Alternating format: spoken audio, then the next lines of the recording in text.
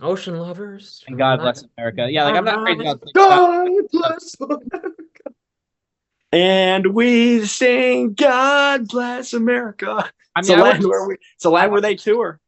She takes great care of them.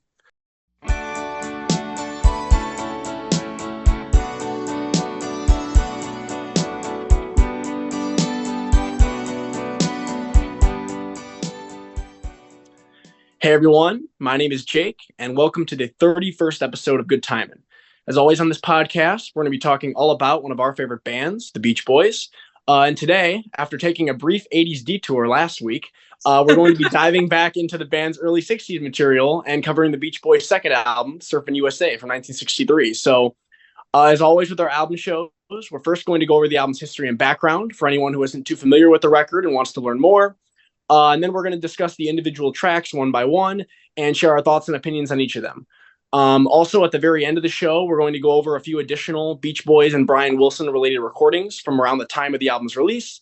And we'll also share our thoughts on those as well. So, joining me for today's show, we have our usual crew of Riley and Matt. So, as always, I'm happy to have you guys here, and I'm really stoked to talk all about Surfin USA. So, before we get into our discussion, do you guys have any general thoughts and or opinions on Surfin USA that you wanted to share? Um, I think it's an improvement on Surf and Safari. Definitely has a fuller sound. This is I think when Brian. I mean, I know he kind of I think pretty much produced Surf and Safari, but he really started taking more control with this one.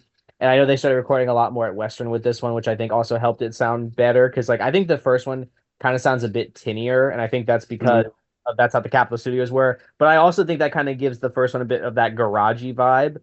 Um, yeah, no, and what's kind of interesting about this album is this is probably the most stereotypical surf rock Beach Boys album just because of how many instrumentals. I mean, nearly half the thing is instrumental, so that's very interesting. And I really like the cover art too. I think it's a really cool cover. So definitely an improvement for me. But I still think that this album falls a little short of being their first great album. I think their first great album for me is probably Surfer Girl, which I know we'll be talking about in the future. Um, yes, everything you said, but I would say this is probably one of the biggest growers for me in the Beach Boys discography. First of all, I think it has arguably the best cover of the entire catalog. That's Hmm. pretty genre defining, I would say. Uh, I remember I got this with Little Deuce Coupe at a record store, and I listened to both of them when I got home. I don't know what it was. Maybe it was just listening to the actual record on like the original pressing, and both of those albums clicked with me. This one, though, it took a little bit more listens, but I'm a sucker for surf instrumentals. But I also think Brian's songwriting is just massively improved on this one. Even though half of it is just like surf rock instrumentals, when you look at just general like standard songs, they are a huge step up. Even the filler is just noticeably better and a bit more memorable because I don't know what the shift sounds like about 2 weeks later. So. Yeah, for me, I think like the debut, I think this album's pretty inconsistent as a whole, but it also has some really enjoyable moments. Like Matt said, I think this is a big step up production wise from Surf and Safari. I think you can really hear Brian developing as a producer on this album, and I think the arrangements and vocal harmonies are also stronger. Like many of the Beach Boys' early albums, though, there's definitely some tracks on here that feel like filler to me. And I also think there's a few too many surf instrumentals for my liking. But that said, there's definitely a couple of really strong highlights on here, and even the lesser tracks have at least some enjoyable moments. So yeah, overall, it's far from my favorite Beach Boys album, but it is really interesting to hear how the band's sound progressed from Surf and Safari to this. And one other thing I wanted to mention, you guys both pointed out really liking the album cover. I have no problem with the cover, but I found that interesting because I've heard multiple Beach Boys like fans and YouTubers say that they actually don't like the cover at all because they find it very generic. Like the band's not on it; it's just this random picture of like a wave. So I've actually heard people say they don't like the cover at all, and they think album covers like Surfing Safari and Surfer Girl are way better. So I thought that was interesting. I mean, it's probably I would say those are better, but I think this just has this has this air of coolness to it. I know it's just like a stock photo that Capitol bought and just fixed, but it just kind of looks cool. And also like that's kind of how a lot of album covers were back then. You ever seen the cover for Chuck Berry's on top? It's literally With the ice cream or whatever. Yeah. Sunday with strawberries on top of it. It's like it's kind of generic, but it also has that kind of mid-century appeal to it. You know, if you really Mm-hmm. kind of like mid-century Americana, well, there you go. That's mid-century Americana. Also, fun fact, if anybody ever comes to Orlando and goes to Universal Studios, inside Mel's Drive-In, which is based off of the restaurant from American Graffiti. This is on the wall. Hell yeah. Oh, cool. Yeah, Matt, you probably hit the nail on the head. I think that the Beach Boys weren't quite the nerds that they became, like, the OG Weezer kind of image that they kind of gained. They were still this like new hotshot band coming in, and I feel like this is just it's just so fucking cool. It screams cool. And then even like on the back cover, I mean, Brian looks a little nerdy, but like the other guys, I mean, they're just kind of like kind of screams cool. And I think it would take a couple more albums for them to become nerds, but Yeah. All right. So Riley, do you kind of want to get into the history behind Surfin' USA and how the album came together? yeah, so we picked up last time 10 Little Indians does pretty shit. I mean, it charted, but I mean, like, so did a lot of other songs from that time, so it doesn't really mean anything. This next album that they'd make would kind of make or break the band. Personal lives. Brian Wilson moved out of the Wilson home after a fight with Murray. Moves in with some guy he met after a college gig that they did at a frat party. He got a guy named Bob Norberg. Kind of get a place together, and as Brian usually does with new people he meets, he starts making music with them. So he worked with a little bit with Bob and his girlfriend Sherry, I think, because there's also Bob and Vicky. But I mean, it's just generally he just starts working with Bob Norberg. Um, Also around this time, he kind of loses a little traction with Gary Usher. There was this little dispute over a stolen microphone. Brian was like initially blamed for it. It turns out it was Gary, and that kind of soured his relationship with him, mostly through Murray, not so much through him, like himself. So you see a lot less of them working together and collaborating. Uh, Brian and the band start working the new album, Surfin' USA. They work at Western a bit more, although Nick Benet also gets them back to the Capitol basement every once in a while. Most of the tracks they cut end up being surf instrumentals because Brian was still kind of scrapping for material around this time. But yeah, they cut the album and it kind of kicks Surfin' Safari's ass because this one was a smash hit in Surfin' USA. Again, smash hit. So, band are on top, and they truly are the number one surfing group in the country. Also worth mentioning, because I'm sure we'll get to it later, two guys, Nate's favorite, Jan and Dean, meet Brian at a couple of gigs. And of course, Brian shows them music because he's really excited about that. And they ask if Brian's new song, Surfin' USA, could be a Jan and Dean song. Brian's like, no, but don't worry. I got this other one that I'm not really working on anymore. Um, with a working title, Two Girls for Every Guy. Jan Barry adds some touches to it. It releases as Surf City, a bit after Surfin' USA, but I do want to mention it because we'll get to it later. And Brian's first number one hit was not with the Beach Boys. It was with Surf City with Jan and Dean. So And Murray was not happy about that. like they called him like a record pirate or something. I don't know. But basically, this is the Beach Boys really kicked off the surf craze with I guess this album more than the last one because about like half the tracks have the word surf in this. Actually, but regardless, they kind of set the craze. But they aren't the first ones with the number one hit with a surf song. So that's going to be a constant struggle with the Beach Boys, always being number two. And even though it advertises themselves as the number one surfing group in the country, they themselves were not that popular with actual surfers, which is kind of No. Surfing and Surfing Safari were not really liked by actual surfers, but they were liked about by people all across the nation who they kind of used this music as like a dream, as an escape. Mhm. So This also came around the time of like Camelot and the Kennedy Association when like there was a lot of optimism in the country, and we yeah. all know what would happen in a couple months. All right. So do we want to get into the track by track rundown now of the album? Hell yeah, let's do it. All right. Riley, you want to kick us off with the opening track? Surfing USA. This one kicks ass from the intro to just the general sound of it. Sonically, it's a huge step up from Surfing Safari. It's a lot more clear, and a lot of that has to do with where they're recording. Most of these songs were recorded at Western, and they had Chuck Britz, I believe, engineering. So that's just huge. There's big quality control on this one. The guitar is so sharp. I love it. I love the little guitar solo too. The call and response, Mike's rapid fire lyrics.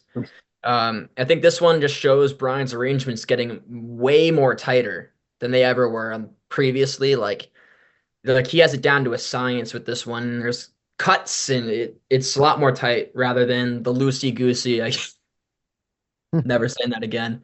The loose garagey arrangements of the debut. That being said, it's a classic. I mean, I know there's that Chuck Berry rip off to it. As I would always say, Chuck Berry ripped off Chuck Berry with every Chuck Berry song. I mean, you listen Mhm. to every single Chuck Berry song, it sounds like the other. Um, he has the first producer tag ever, though, so I'll give him that. But so I'm not too worried about that. And again, I like a lot of bluesy songs because this is still based on the blues progressions. Um, but it's just artists always take from other artists, so I'm not too worried about it. It doesn't ruin the song for me like it does for other people. This one kicks ass. I think it's like I said, there's the evolution from Surfin' Safari, or I guess Surfin' Safari, and it's just the progression's going up. Now we have Surfin' USA. Great song. Yep. I agree. I think it's like the first great Beach Boys song. It's like you said, it's very tight. It's very punchy with the guitars when it first comes on. This was actually ranked as originally Billboard ranked this as the number one song of 1963. So it was a Hmm. smash. Um, yeah, I agree. Like, yeah, it rips off Sweet Little 16, but I think you make good points. Also, too, like Brian was pretty young. I mean, how old was he when he wrote the song? 20? It wasn't He's like like 21, yeah. Yeah. 2021. And he like, I know he loved Chuck Berry and he respected him and he wasn't like trying to like rip off him. And also like they gave the publishing to Chuck Berry, like Chuck Berry's publishing company almost instantly. So it's like Chuck Berry made all the money off this song.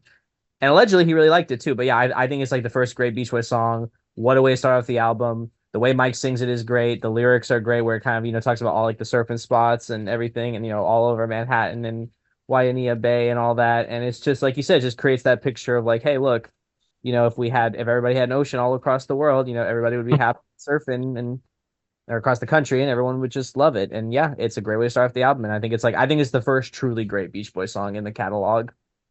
Yeah, I pretty much agree with everything you guys said. It's a classic track. It's one of the band's most well-known and beloved songs.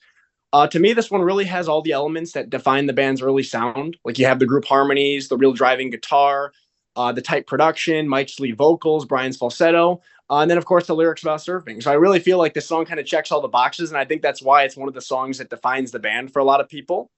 In terms of my something I really like in the song, I really like the organ solo during the last minute. I think that's a really cool touch. Really cool that they threw that in there.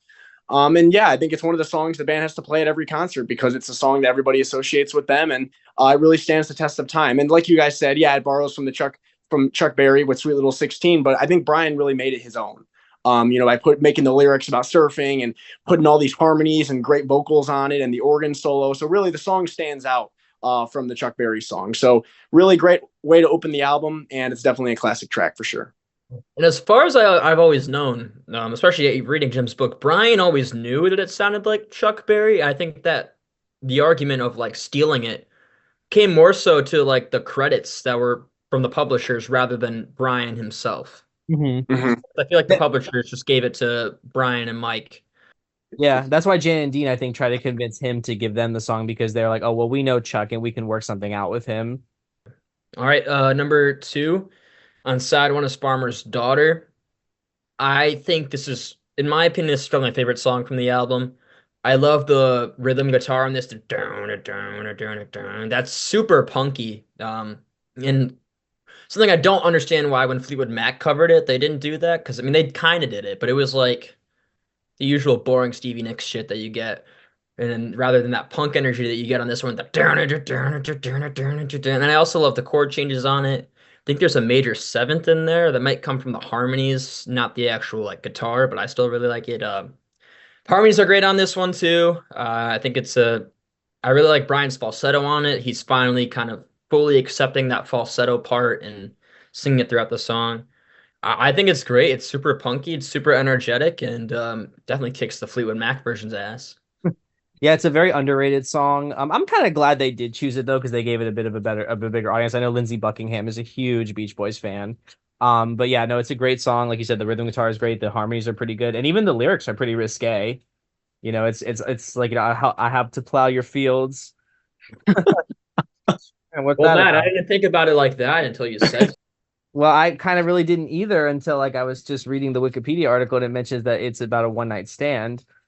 or something. So I'm like, Yeah, I think it was like, wasn't it? I think Jim said something in the book. I think it may have been about like actually like either David or Carl talking to this girl like in like a far like a county fair or something, and then losing their virginity. I don't know. I'm probably remembering it wrong. I I wouldn't mean, be shocked though. depends on how dirty of a mind you have, I guess. But no, I agree with everything you said. It's very punky. I love the rhythm guitar, love the harmonies, love Brian's vocal on it. It's a really solid song. It's a great song actually, and I'm kind of glad that I'm glad Fleetwood Mac covered it. If for nothing else, they brought it to greater attention because it is a very good deep cut in the early Beach Boys catalog. Yeah, I think this is an okay track. I don't think I'm as enthusiastic about it as you guys, but I think it has a good vocal from Brian. I really like his voice on this. I think the group harmonies are really tight as well. But yeah, as a song, it doesn't do too much for me. The verse melody I find to be a little bit repetitive. It kind of just keeps repeating throughout the song. And there's not really too much here that really grabs me musically, especially compared to like the opening track, Surfin U.S.A. But yeah, I don't think it's bad. I think it's probably one of the better songs in the album. I know a lot of fans seem to like this one. But yeah, I don't think it's bad, but I think it's far from essential in my opinion. But that's just me. Damn, Yeah, that was it's all right. It's all right. you rip on me for not choosing heaven, and oh my God, It's all right. It's all right. She moves in mysterious ways. and nah, it's okay. It's okay. Phone is who knows. All right, next up we have Miserlou, one of my all-time favorite songs. If you're talking about the Dick Dale version, talking about this one, it's fucking weak, man. Like, no disrespect to Carl. I mean, he's obviously busting his ass trying to play it, but nobody will ever match King of Surf Guitar Dick Dale because this is so fucking weak. And I'm a sucker for surf instrumentals, but this is probably like my least favorite thing that they ever did in terms of that kind of genre. Because the original is this sharp guitar from a Fender Jaguar, and it's just literally attacking your ears, and it's so fucking incredible. And I can see why surf instrumentals in the surf genre initially took off because this is like what would have if I saw this live, I would have gone fucking nuts. And I could see why plenty of teens did and why like surf music was like pretty much essential at like dance parties and like school dances and shit because this shit can go nuts when it's in the right hands. And I love Carl, love him as a guitarist, and I think he improved a lot as he gone down the line, but 14-year-old Carl is he's not doing the song justice. And kind of starts us off pretty slow with the surf instrumentals. Yeah, I agree. I mean, I give him credit because he was like 16 trying to cover this song, but compared to the Dick Dale version, this is just weak. Especially because the Dick Dale version is just so it has all that energy. It's just like a burst that you just comes out of nowhere. I mean, I first heard the song when I first watched Pulp Fiction because it's in the opening credits of Pulp Fiction. And so like it's just Tarantino used it brilliantly. It's just like it kind of like sets the whole tone for the movie. And I think, like you said, you just want to get up and, just like dance to it, or if you see it live, it probably like the place goes crazy. Um, but yeah, this is just okay. I mean, like I said, I give him a hell of a lot of credit for the effort because it definitely was a valiant effort, but it's weak. I agree.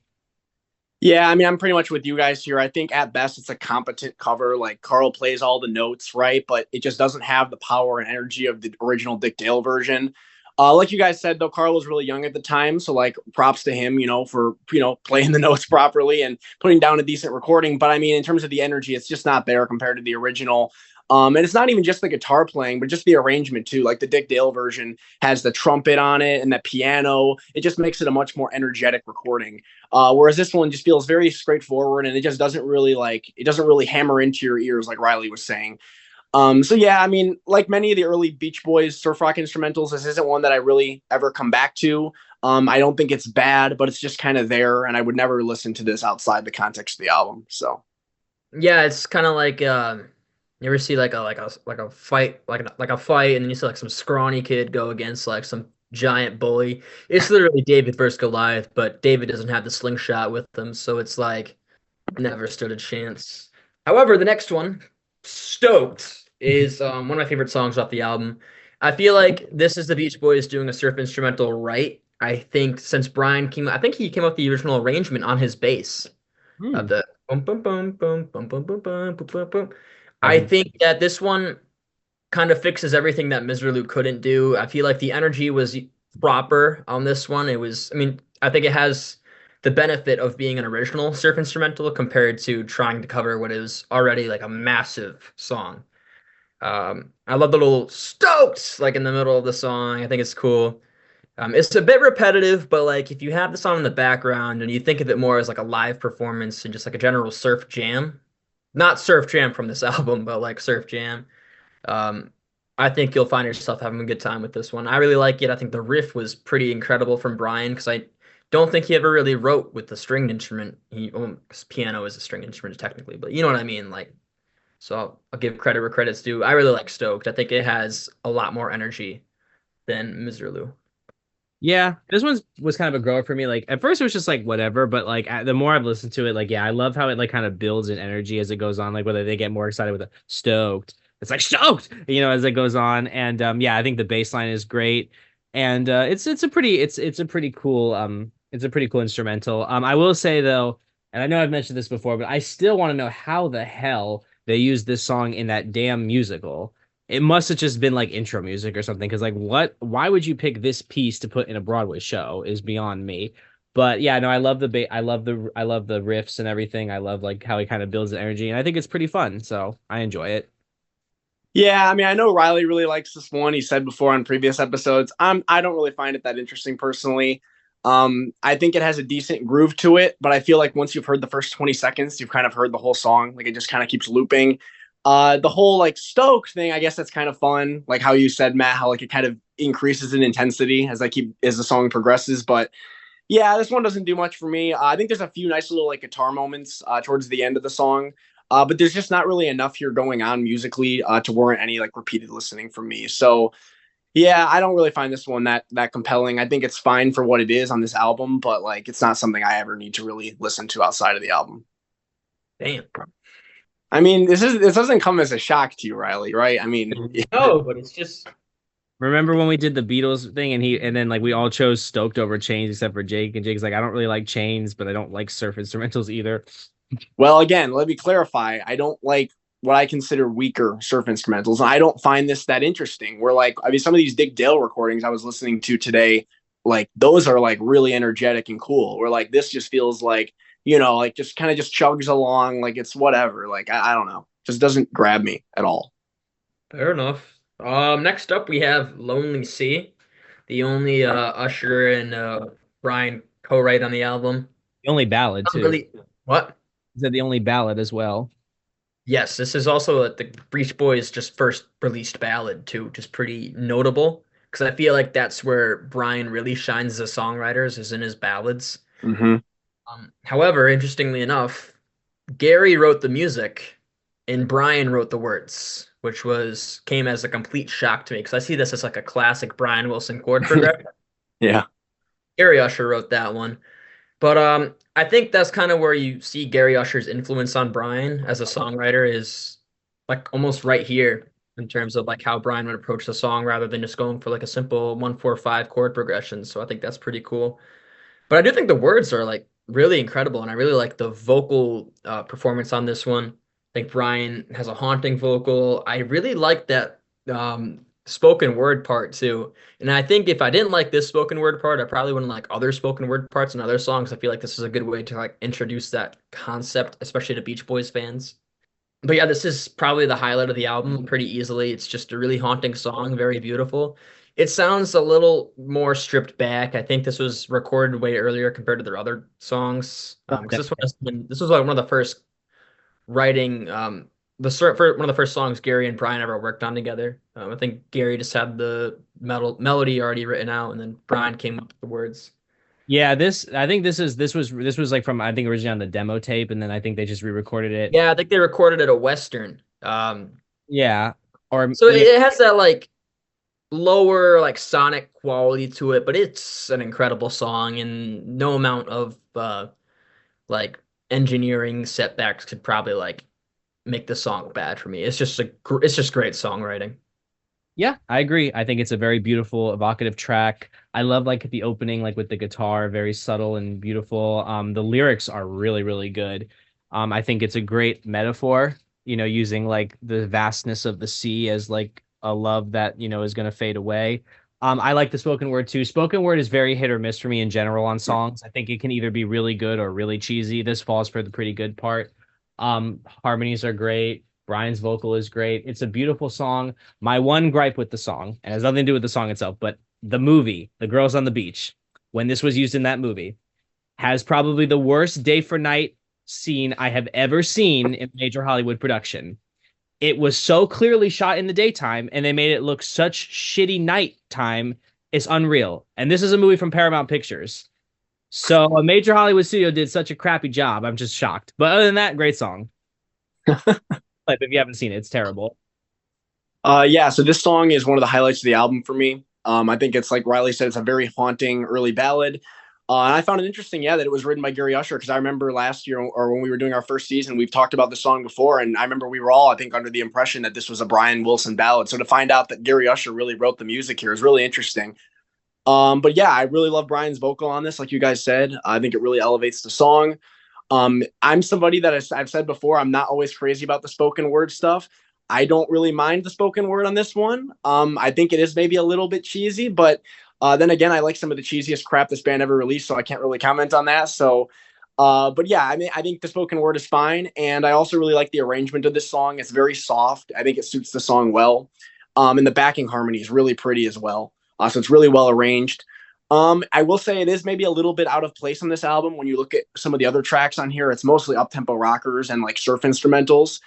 So it is kind of out of place when you compare it to those, but I still think it's a very enjoyable track, and it's one of the few songs that I regularly come back to from the Surfin U.S.A. album. So one other thing I wanted to quickly mention, I think it's interesting if you listen to the stereo version of this song, if you go on Spotify and listen to it, you can hear some whispering at the start before the song really comes in.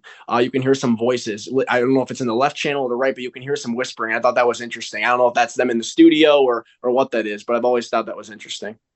Kind of seeing as this one was recorded mostly as a demo at Western, I'm curious if that's just like part of the demo and just made its way to the tape for whatever reason. Interesting. Possibly it was like a twin track, and then maybe like you wouldn't have heard it when you mixed it down or something, or they cut it from the mono, or I don't know. Well, yeah, you can't hear it in the mono, I don't think, but in the stereo, which I've listened to the stereo version before, you can totally hear like some talking at the start. It's very faint though, but it's probably because what my imagine is because it's probably a twin track song or three track. It was mixed down to mono. It probably got lost in the mix. Either that, or like I said, they maybe snipped it at the beginning, because sometimes they do snip things and you can't hear it. Gotcha. All right, next up is Tack It Up, Buddy, Gonna Shut You Down. I kind of think of this one the same way I do 409. It's maybe it's just because it's like a car song, but there's so much energy to this one. I love it. I love the little change up they do, because when I was learning this song on guitar, I was like, oh, it's just got to be your natural 1-4-5 the blues progression, and there's a little bit of like a switch up with the chord change, which I think is really cool. It's in the da da da da da power shift, here we go part of the pre-chorus or chorus, whatever. Anyways, I think it's just high energy song. I love the guitar solo on it. It rips. It just fucking rips. And this is a concert staple, and I think Mike always gives a good performance with the vocals on it. I love it when Mike goes rapid fire with the lyrics, because that's a formula you don't want to mess with. Mm-hmm. And this was the first one with Roger Christian, right? The person that Yeah, so Roger Christian met. There's like a couple of different stories. The main one is like he said something about 409 on the radio, and then through Murray he met with Brian, and they started writing together. Around this time, Brian was working with a lot of different songwriters, and I think that Roger Christian truly is the poet of the strip. Yeah, he does have a pretty good way with words. Comes across really strong in this song. I love the car related lyrics. Yeah, I think this for me is like their first really great car song. I think 409 is solid, but this for me is just kicks it up a level. Lots of energy. Mike's vocal is awesome. The lyrics are really good. And you could tell Roger Christian really knows his stuff, like the fuel injected engine and all that stuff. And it's like you could tell there's like expertise there, but he makes it work really good. And how can we forget the greatest sax solo of all time? And yeah, I mean, I guess it's kind of cool to hear Mike attempt to play the sax. 2 fucking notes. It was an attempt. I think this is probably a great opportunity, if you can go find it, to go find that one performance where Bruce sticks the microphone in the sax. Oh my! That's one of the funniest. Where might go with the sax? And it was so off key. I'm just shocked that 2 notes could be so off key. Yeah, I know. They're still hyping him up too. But Leaving that aside, I do think Mike does deliver a great vocal on here. He really sells the song well, and I think everything just comes together well. You know, like all the guys like playing their parts on the instruments, harmonies are really good. It's a great song, and I think, like I said, for me, their first truly great car song. Because 409, I think is solid, but I think this, like I said, is just on another tier for me. For me, Yeah, so Shutdown. I like this one more than I do the first car song they did, 409. But I honestly still wouldn't say it's one of my favorite of the band's early hits. It definitely does have more energy than 409, and I also really like Mike's lead vocal a lot. I think that's kind of the highlight of the song for me. I think he really sings this well. But I have to say though, tack it up. What are you gonna shut you down? Chorus. It's honestly never really done that much for me. I feel like it should be a little bit louder on the recording. I think like especially during I think the second chorus they do that, and it just feels a little too quiet to me. So yeah, the chorus never been that crazy about it. As Matt mentioned, Mike's two-note sax solo was interesting. It obviously does not sound the best, but I almost feel like I know Matt, you mentioned before your perfect little imperfections. I think you called it. I actually think that the solo stands out more because of how raw it sounds with Mike playing it. So I wouldn't say like it makes the song better, but it is interesting for sure. But yeah, I think this is a decent song, and I think it's one of the better tracks on the album. And I do think it works better live for sure. Like I think the band plays it with really great energy live. But yeah, this is one that like as a fan, I've known it for a long time, and it's never just really been a favorite of mine. It's one I just don't really come back to that much. But it's a decent song. I do think it's definitely an improvement on 409. So yeah, and I think like you mentioned with the sax solo, it's almost like a little punk rock, but just like grabbing key notes on it. yeah. That's kind of what punk was. You just grab the instrument and just play it. Who cares if you can Yeah, really play anybody can play it. Anybody Anybody can can play it. make fun. Exactly. Even Mike Love. Um, I too. No ball, oh super. my God, this is such a weak way to open up side two. I feel like side one is like even with Miserlou was incredibly strong, and Shake said no ball. This song, yeah, So it's downhill. It's downhill on it's you. it's memorable, but not in the right way. I just don't care for that vocal delivery. I think it could have been done well. It's just way too bassy, unnecessary. Because that's the only part of the song I really remember is the chorus. It's just Yeah, because the verses are shit. They are. I mean, like, yeah, this is a like I kind of agree with you. It's like it's this is a very weak song. It almost sounds like how Paul McCartney used to say sometimes him and John would just write songs because they needed to write songs. That's what it kind of sounds like. It's like a work song. yeah. It's like Brian was once again, like pretty much only 2, 3 months after Surfin' Safari was asked to make a new album, and that's why most of this album is just surf instrumentals because Brian was scrapping together for material, and yeah. yeah, I mean, I know, I'm just saying though, but it's like it's boring. I mean, it like the vocal is terrible. Like, it's too bassy. The verses just don't really click at all. Like, they're so like almost like cacophonous. They are, and then like even like the lyrics are pretty stupid too. And I trust me, I'm always harping on about lyrics, but this one in particular, I'm trying. What's some lyric I don't like in here? There's something like Joshin. There we go. That's beautiful. Like this part, a Woody and his dirty white jeans. He takes his chores and honeys up and down the coast. It's just dumb. It's just a I think the very. melody's fine, but like you said, the lyrics and the vocal delivery are so weak. I think the melody is okay, but I think it could have been fleshed out a little better because I That's still what I think mean. Yeah, it could have been melody fleshed out, the melody. it's just all loosey goosey, and it's just like stupid. I thought we weren't saying that again. I'm sticking with it. Okay, but yeah, no, I agree. It should have. It's not that good. It's not It would that. have been way better if it was like middle of side two rather than the Yeah, open. yeah. I mean, it's still better than like 10 Little Indians, but that's not saying much. You're really scraping at the bottom of the barrel there. It's not that hard. Yeah, I mean, I pretty much echo your guys' thoughts in this one. I don't really have that much to say about it. I will say the verse melody actually kind of reminded me of Surfin' Safari a little bit, but like a weaker rewrite of it. But if you listen to them back to back, they actually do sound kind of similar, the verses. But yeah, this song isn't near as strong as that one. I'm not too crazy about the noble surfer, like you guys said. Doesn't really do much for me. It's kind of Mike doing his like da da da voice, but it doesn't really work on this one for me. I will say something you guys didn't mention. I do like the xylophone solo that comes in halfway through the song. Oh, yeah. That's like the one little thing here that I actually do really like. I remember like when I made that video of like my favorite part of every Beach Boy song, I included that as the part for this song because I really do like that. But besides that, I really don't have much else to say about this one. It kind of just feels like an early filler track to me, and I think that's really what it was. It just feels like a song that was put on to pad out the album. So Nothing special there. No, yeah, is that is a xylophone, right? Or it's something similar. But no, I agree. Is Yeah, that something like a xylophone or a vibraphone or something like that. Yeah. no, it's good. I agree. That's the only part of the song that's pretty good. You do notice Brian's kind of getting a bit more experimental with the kind of stuff he's adding into the Yeah. Right. Yeah, like I agree. little by little, but it's noticeable. Like you wouldn't hear a xylophone solo on Surfin' Safari, so it's No, you just hear songs about dresses and root beer. Chug a lug, chug a lug. fucking love. I love Chuck a Lug. All right, next up we have Honky Tonk, which I think it's pretty good. I think it's pretty on par. I don't think this is a hard instrumental to mess up. Uh, Again, you're kind of sticking with that standard like progression, but I do think the energy is in there. And I don't know. It's like I can't say too much about it, but I really like it. And I like the piano on this one too. So I would good instrumental. Yeah. I would say it's solid for me. I don't hate it. I don't mind listening to it like when it's like I have the album on, but it's just okay for me. Like I think it's like it's just kind of it's probably my second least favorite of the instrumentals.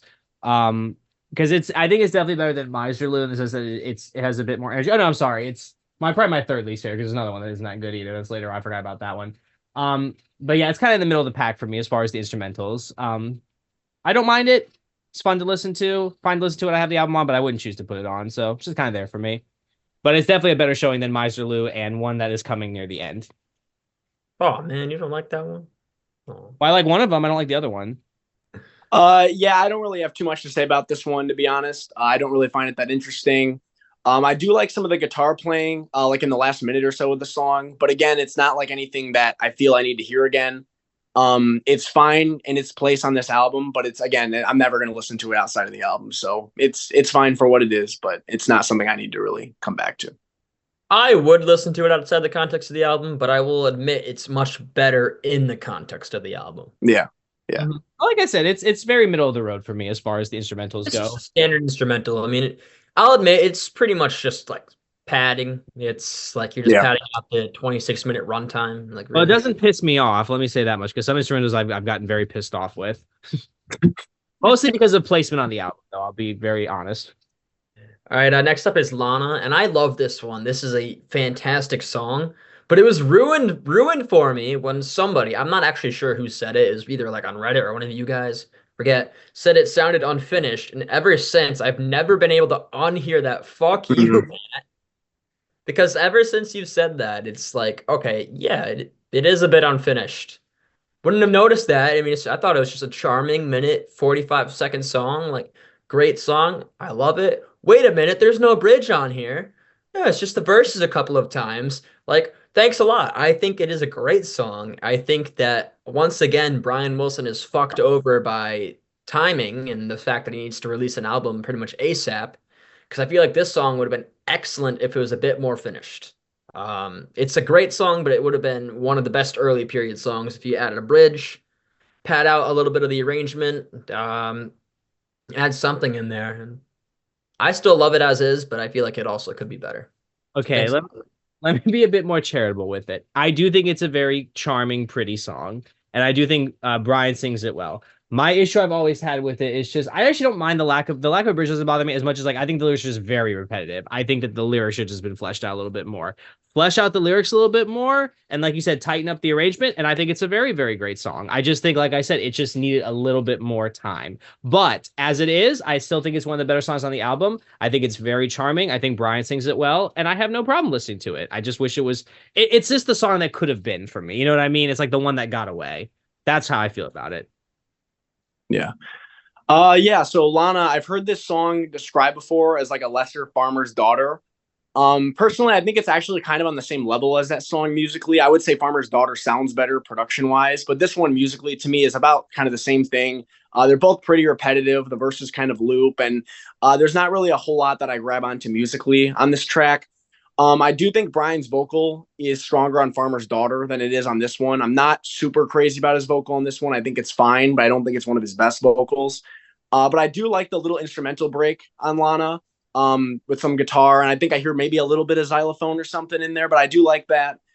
But yeah, all in all, it's another song that doesn't really do a whole lot for me, and it's not one that I really come back to. So, but again, it's fine for what it is, and I do prefer it to like quite a few of the like the surf instrumentals on here. So All right, next up we have Surf Jam, and this one fucking rips. I love this one. You hear like the story of how like they were like sweating in the studio making this one. Like the energy was nuts in the studio when they made it, and you absolutely hear that translated to the record. I love Carl's playing. I love David's playing. I love everything about it. It's the Beach Boys' best surf instrumental in my opinion. And I love that this one's original too. I think it was just I don't know if I think does Carl have a songwriting credit on this one? Yeah, he does. It's it shows. It's a very energetic surf instrumental. If musically it's not like insanely like imaginative or creative, but like that I don't think that's required when you're doing excessively energetic jam. As long as the energy is there and the performance, it will come across and it absolutely does here. This one rips. It's one of my most regularly listened to surf instrumentals from the band, and honestly, one of my most regularly listened to surf instrumentals, period. And I'm a sucker for surf instrumentals. I have a whole playlist on Spotify that's like 4 hours, so it's just like Yeah, I really like this one too. I definitely agree that the energy in the studio, you think it translated well to the final product. I also love Dennis's drumming on it. He's just kind of like, smashing the hell out of the things. It's awesome. It's very punky, very proto-punky, and I really like that a lot.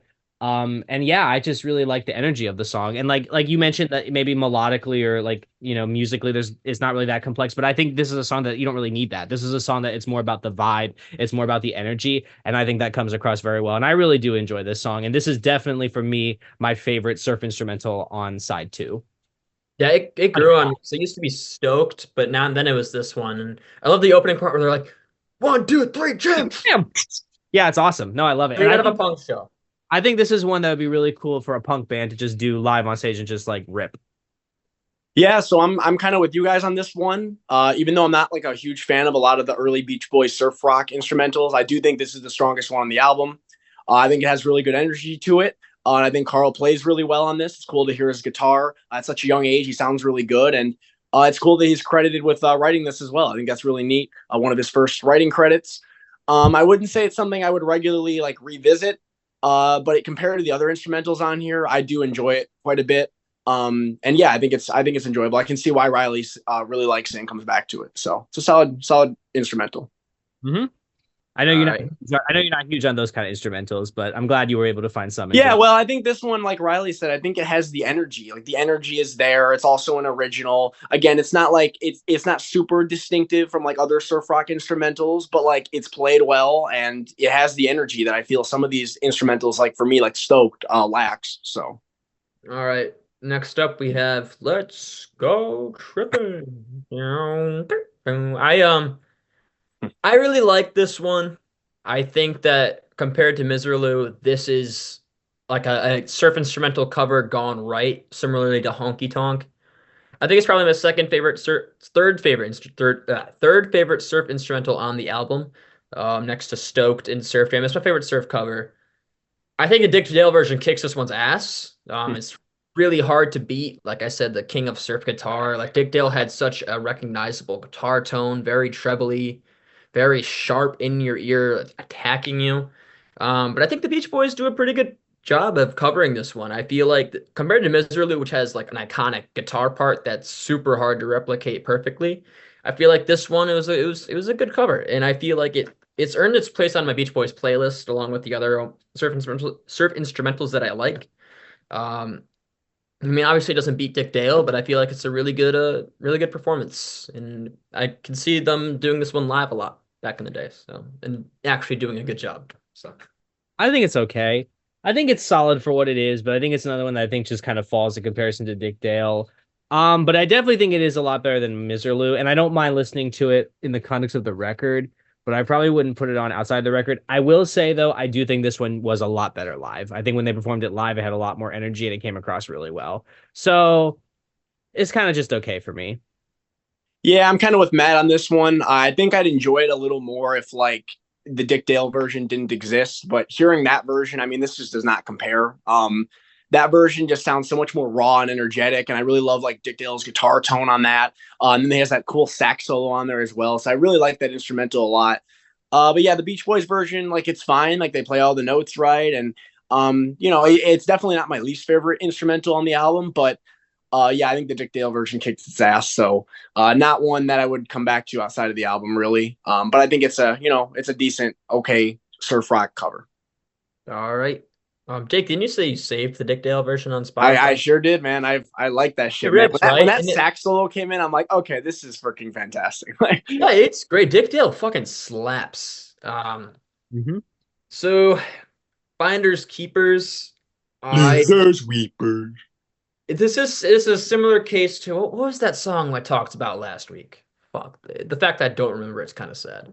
Because I said I like Heads I win, tails you lose, maybe. yes, Yeah. yes. The verses rip on this one.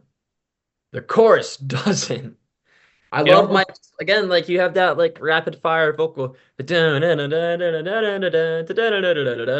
think that's really cool, and I love the way he performs it.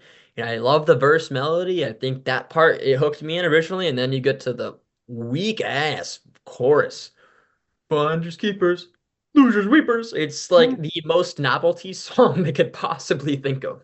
So just like with Heads I Win, Tails You Lose, I love half of it and I hate the other half. It almost sounds like two different songs that they stitched together. Like it's Exactly. like so discordant.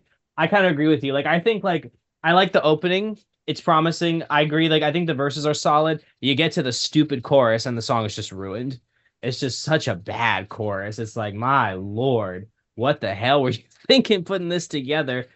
And I think the premise of the song is a little silly too, but I think that's kind of par for the course with the Beach Boys as a whole, but especially early Beach Boys. So I'm kind of half and half on it, like you are, Riley. I like half of it, and then the other half of it, I think is just meh. All right. Well, this one I used to not care for it at all. I was totally with you guys. I did not like the chorus at all. Found it kind of annoying. Oh no. But I'll be honest, after re-listening, this has actually grown on me quite a bit. I like the verse melody quite a bit, like you guys said. And I'll be honest, the Finders Keepers chorus, it's grown on me too. I don't really mind it. I think it's catchy. The vocal delivery is maybe a little annoying, but like I actually don't mind the chorus. I think it's fine for what it is.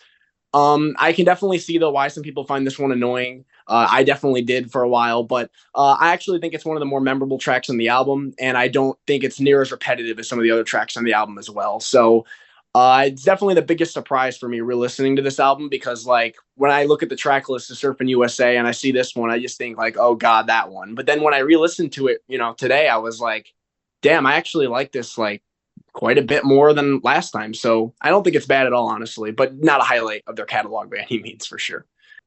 Jake, we seem to like all these songs. Then you don't like it. And then there's that one song that we We're don't not like. And like, we're oh, not I crazy. love this one. We like it. Yeah, well, I think it's more distinctive from some of the other tracks in the album because it's like it has that opening verse, then this like kind of like weird transition with Brian, and then it goes into the chorus. So it is kind of interesting. And again, I think that makes it where it feels less repetitive too. Like it doesn't just feel like Lana, where it's just repeating the verse, repeating the verse. Like, they got three different parts going throughout this song. So yeah, I can appreciate it for what it is. And I think it's a decent way to close the album. So I mean, it's definitely you definitely could have done a lot worse picking a closer, but I think for me, it's like what you like about it. I think that's what I dislike about it. It's too disjointed for me, and I usually like disjointed songs, but this is just too disjointed for me. Okay, so do we want to go into outtakes? All right, for outtakes, we got Baker Man. I love this one. I like this one way more than I possibly or probably should. I feel like this is the route they should have gone in terms of doing like a nursery rhyme, like American Standard, rather than the atrocity that is 10 Little Indians. Oh yeah. Because this is that done right. Because for a song about like Baker Man, like the energy's there. So I really like this one. I don't think it would have fit on Surfin' USA, but if you depending on when it's recorded, it easily could have fit on Surfin' Safari. I don't think it was made by Surfin' Safari though. But you kind of see this around this time because Brian had this weird obsession of like doing American standards. He did Baker Man, he did 10 Little Indians, then he does Surfing Down the Swanee River, and then he also does South Bay Surfer, which is just the same song again with the Beach Boys. So he had a weird obsession of trying to It's redo those songs. But old folks I at love home. I think is the Swanee Old Folks at Home is the song that he reused for South Bay Server. And I think that was it. also that was kind of popular in the charts at the time, like those novelty songs. I think this is a fun track. I definitely think it's a hell of a lot better than 10 Little Indians. I don't think it staying in the vault was like the biggest like crime against humanity as far as like stuff that was left in the vault by the Beach Boys. But I think it's fun for what it is. It's enjoyable, and I definitely agree that it's a pretty nice rewrite of like that whole, kind of like let's take an old nursery rhyme and turn it into something. So I think it's a fun track. It's definitely a fun listen. Yeah, so this one I wasn't really familiar with it before preparing for this episode. I thought the song was decent, like it's catchy. I can see why Riley enjoys it. But for me, like what really stood out to me was Brian's vocal delivery. I had never really heard a recording of him singing like that in like the early 60s. I thought it was a very interesting vocal from Brian. And there was an interesting YouTube comment on the video version that I was listening to, where somebody said that listening to a young Brian sing like that makes his voice change in the second half of the 70s seem more coherent to me, which I thought was an interesting comment, where like Brian liked to sing in different styles. You can kind of see him putting on this kind of different style that he didn't usually sing. You think of his voice being so graceful and pretty in the 60s, and here he is singing kind of in a wackier voice. So yeah, I enjoyed the song. I thought it was decent. I agree with Matt. I don't think it's like any big crime that this stayed in the vault, but I'm glad that there's recordings of it out there and we can listen to it, because it's definitely far from the worst thing that remained in the vault for the Beach Boys. So Far from it's a lot better than some of the stuff that ended up on the first. yeah, that's what I should have said. Yeah. All right, next one we want to talk about is Brian Wilson's first #1 hit, and it was with Nate's favorite band, Jan and Dean. Uh, Obviously, it's a classic. You can definitely hear the Brian Wilson songwriting in it. The hook is incredible, one of the most memorable hooks. This is probably why you often see this one just like remembered as a Beach Boys song rather than like a Janet and Yeah. Dean songs. I mean, weird connection here. There was I was watching like this Phineas and Ferb thing with like the creator Dan Povenmire. He's like, there's this Beach Boys song. I forgot the name of it. It's like two girls for every boy, and it's just a no, it was Jan and Dean, but you're not far off. It was written by Brian. His voice is so prominent on it too, his falsetto. Yeah, it does sound like a Beach Boys song. In retrospectively, I can see why Murray was fucking pissed.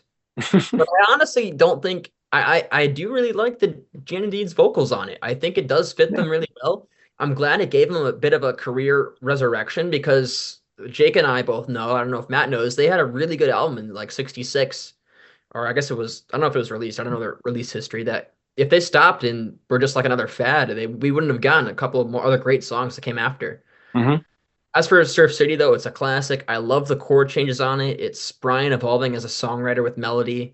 You can definitely tell which parts Jan Barry kind of introduced to the song, but it's obviously a classic. It's on my Beach Boys playlist. I kind of consider it part of Brian Wilson canon. I think it's a great song. It's classic. Part of me wishes the Beach Boys did it, but I still love the song nonetheless. Fantastic song, a classic. Yeah, I think it's a classic. It's very catchy. I love Brian's vocals on it. It's like two girls for every boy. I think that's like every guy's fantasy, right? Every straight guy's fantasy at least. Yeah, it's a really clever hook. Um, Fun lyrics. They used to actually play when I used to work at Volcano Bay at Universal. They used to play this on the speaker in one part of the. Yes, I remember that when I went there. I remember hearing this song. That's funny. Yes. Yeah, because so there's three different villages in there, and every village has a different soundtrack. And in one village, they do play this one on a loop, and they also play Surfin U.S.A. in that village. The work that it was more like kind of like Hawaiian reggae stuff, so they didn't really play that. But no, it's a really great song. I actually don't really mind that it went to Jan and Dean because if it was between this and Surfin U.S.A., I like Surfin U.S.A. better. And it was nice that they were able to have a hit. And Brian, still technically wrote the hit. He had, he got the money for it. I think it's that it went outside the family, but great song. It's a classic. And yeah, it is what it is. It's a great song. Yeah, I pretty much echo everything you guys said. I think it's a really great song. To be honest, I kind of forgot how good it really was because I hadn't heard it in a while. So like re-listening to it before this episode, I was like, God damn, this is a really good song. I can kind of see where like where Riley said, like you can kind of see like why Murray was upset with Brian, because it's like, man, this is like one of the best damn songs Brian ever wrote, especially like, from that early period. Like this is so hooky and such a catchy song. I can see why it was the #1 hit. It definitely deserves to be a #1 hit. And yeah, great melody, great production. And I think Jan and Dean did a really good job doing it. I don't mind their voices on it. I think they sound good. And like I think Riley said, I'd love to hear the Beach Boys like do a studio version of this from like the early 60s, but Jan and Dean's recording is just fine itself, and it's a really well produced song. So really classic surf song. So Yeah, and you look at the chord progression, it's one of the more like complex songs that Brian wrote up to that point. It's like up there honestly with like Surfer Girl and stuff because Other than that, he's not doing anything crazy on songs like Farmer's Daughter or like Lana or whatever. But this one's pretty complex and can honestly see why he almost left it unfinished until he gave it to Jane and Dean. All right. Next up, we're gonna move into some of like the Bob and Vicky, Bob and Sherry stuff. Runaway with You. I really like Brian's production on this one. I love the choice of horns and saxophone to fill out the sound rather than just guitars. I feel like that was kind of Brian's forward thinking. I think it's pretty catchy, especially when I listen to it. Like I remember parts of it, but I don't think it's as memorable as some of his other outtakes around this time. I do like the chord changes on it, and it is on my Beach Boys playlist, but I don't. I think maybe I need to listen to it a couple more times for it to like really stick up in my head. But it is pretty. It's a pretty good song, but I can also see why it wasn't like anything released. So. So this is the first time I listened today. I thought it was solid. I thought, like you said, production was pretty good, but I probably have to listen again because it just didn't really stick out to me very much. I don't think it's like one of like the absolute top tier of his outtakes from around that time or some of the other productions he was working on. But it's a nice enough song.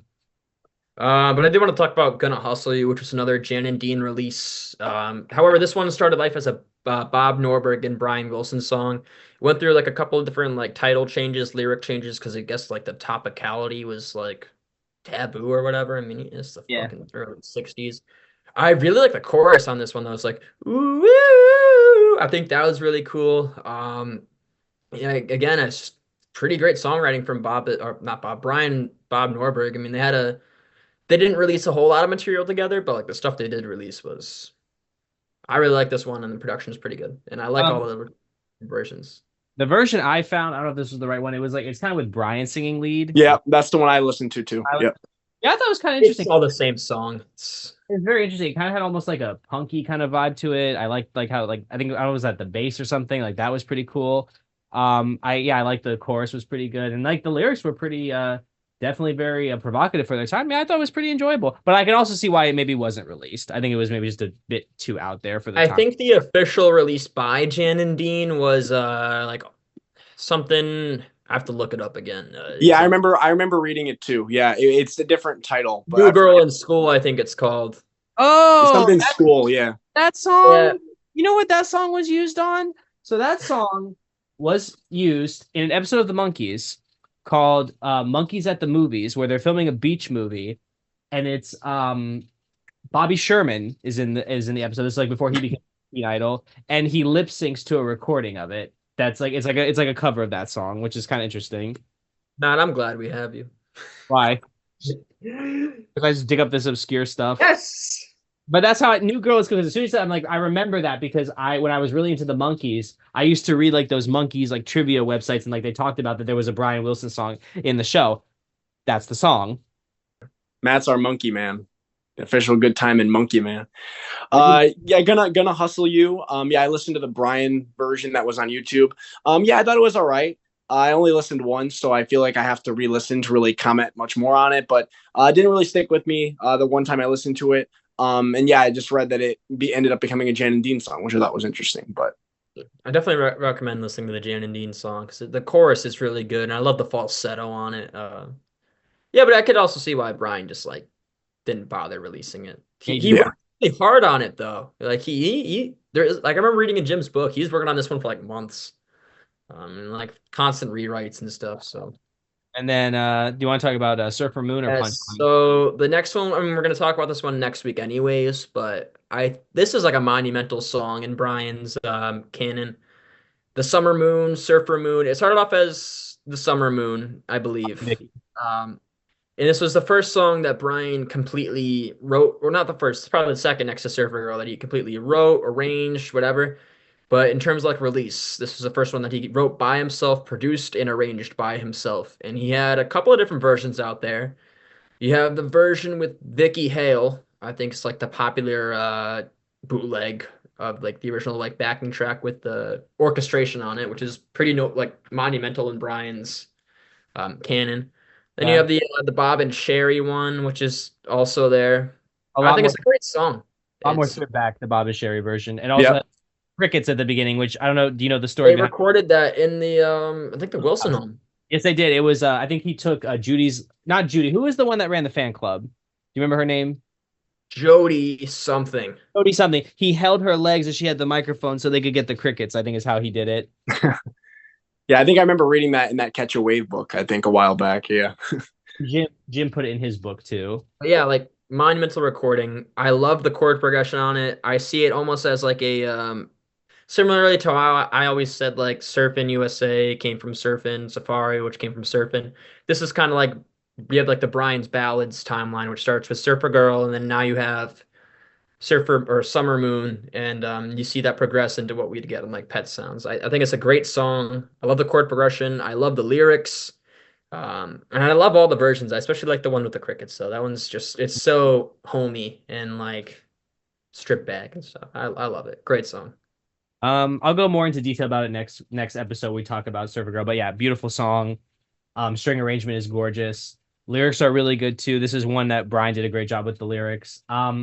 I will say that I think the Bob and Vicky version is just the Summer Moon is so lo-fi that I could barely make out much of Yeah, it. it's almost unlistenable. It's Yeah. probably an acetate, is what it is, so that's why it sounds so crap. But it is cool as a historical document. I do really quite like the Bob and Sherry version, though. Like you said, it's Yeah. very homey, almost a little lo-fi in that respect, but it's also very charming. I love the crickets on there too. But I think it's just such a beautiful song that it doesn't really matter what version you play. It's just such a great song. And of course, we'll talk more about it when we do Surfer Girl. Yeah, so for this song, I'll save my thoughts on it too until Surfer Girl. But just to summarize, though, I think it's a really great song. It's one of my favorites from that album, so I'm excited to talk about it when we get to that episode. But yeah, in terms of these other versions of it, yeah, the Summer Moon, like Matt said, very low quality recording, so can't really say much about it. It sounds like it's using like the Beach Boys backing track that they used when they recorded it, with the orchestration. So like it sounds nice. It's just I wish the recording was in better quality. And then the Bob and Sherry version, I've known this version for a bit. I do like it. I think that they sing it really well. I do like how like reverb heavy the vocals are. Like they're very like echoey. It almost gives it. Someone in the comments pointed out it almost gives it like an early like dream pop vibe, which I actually kind of agree with. Like it kind of has that sound to it. And makes it kind of sound more haunting too. So I really do like that. I don't think the backing arrangement is quite as strong as like the Beach Boys version on Surfer Girl, because it's more kind of stripped back. The strings aren't really there, and I think the strings are like part of what makes this song so great to me. But yeah, I think it's a really well written song. I love the bridge. I think it's a really strong middle eight, and yeah, I think it's a really great track from Brian, and I'm excited to talk about it more when we get to the Surfer Girl episode. Anything else to add about Surfing USA before we get into like reception and charts? Punchline. Oh I yeah, got Punchline. I love this one. I love the keyboard on it. I think this is one of Brian's more inventive surf instrumentals. I kind of wish this one made not kind of. I wish this one made the album over Miserlou. It not only would it give the band another original, but it would also just honestly would make side one near perfect for me. Maybe it wouldn't be like a 10 out of 10 side one, but it'd be like the best side one you can come up with for this album. Punchline has a lot of that energy to it. I'm not sure how I feel about the laughing though. Yeah. Like part of me is like, oh, they're trying to like imitate like Let's Go Trippin' and some of the other like popular surf instrumentals. But the other part of me is like, why is that there? But that being said, it's I would still take this over Miserlou. I think it has the energy, it has that it's maybe less like energetic, but more fun. So I really like it. Love Punchline. Yeah, I feel the same way you do. I think it's definitely better than Miserlou. It's a very fun song. I like the keyboard, like you mentioned, the piano. As far as the laughing is concerned, I think it's kind of annoying, and I also think it's kind of creepy. So I'm kind of like, okay, why is it there? But then the song is called Punchline, so I think it's supposed to be a pun on like if you're telling a joke, and then this is the punchline, and it's so funny. I get what they're trying to go for. I don't think it quite works, but I still think it's an interesting song, and it's definitely better than Miserlou. So for me, replace it with Miserlou and maybe get rid of the laughing, and I think you got a pretty good track. Yeah, I don't think this needed to replace anything. I think it shouldn't have made the album. I'm glad that it didn't. To me, it basically sounds. I had never heard it before today, and to me, it sounds like basically the Surfin USA organ solo with a bunch of obnoxious laughing over it. And I don't really find it that appealing. Again, I see what they were going for. I kind of understood like that pun right away. Like, okay, they're trying to like be funny, like with the title, and they're gonna laugh over it. That's like the punchline. But like, I don't know. It just comes off as very like novelty, like like county fair, like with the barker and stuff, how that kind of gets on my nerves. This gets on my nerves kind of for the same reason, like Riley said, like why is it there, like it doesn't need to be there. But Yeah, I mean, I wouldn't say I like despise it, but like it did need to be on the album, so I'm glad that it was not included. So the Surfin' USA single reached number three on the national charts, and the album actually won higher at number two. Pretty much solidified their place into the pop atmosphere, at least for the time being. And the Uh, single was also the number one originally when Billboard published their year end. It was the number one single of 1963. So Not Be My Baby? no, it was actually Surfing USA. I don't know what I will say they do no longer consider it the number one single of 63, but contemporarily, when it was first published, it was considered the number one single of the entire year of 1963. Might not even be like the fifth best Beach Boys song of And that 63. what's also really impressive is it was the last number one of the year before the British invasion. Because the next year, the number one song of the year was, of course, I Want to Hold Your Hand. But yeah, I mean, this album, the album Surfin' USA, pretty much solidified the Beach Boys' place in the pop atmosphere. And honestly, what came next in with Surfer Girl is Level.